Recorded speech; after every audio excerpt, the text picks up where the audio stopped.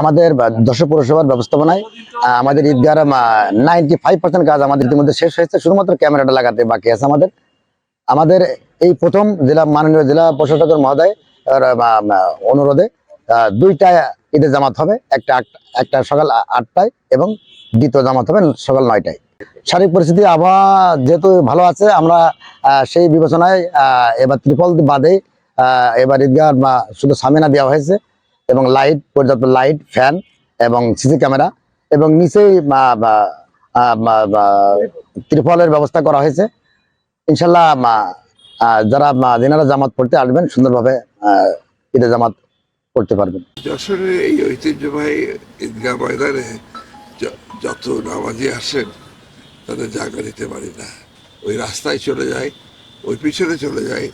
যাদের আমরা সিদ্ধান্ত নিলাম জেলা প্রশাসনের কক্ষে আইন শৃঙ্খলা কমিটিতে দুটো জামাত করবো। তারপরেও প্রস্তুতি রেখেছি যে ঝড় বৃষ্টির কারণে যদি সমস্যা হয় মডেল মসজিদ, কালেক্টরি মসজিদ, এই দুটো মসজিদে আমরা মুসল্লিদের ব্যবস্থা করেছি।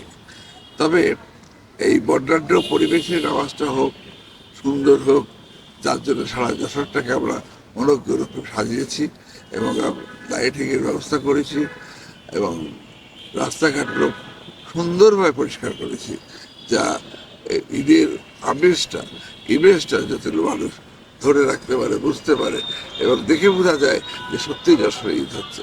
সেই কারণেই এত সুন্দর ব্যবস্থা নেয়।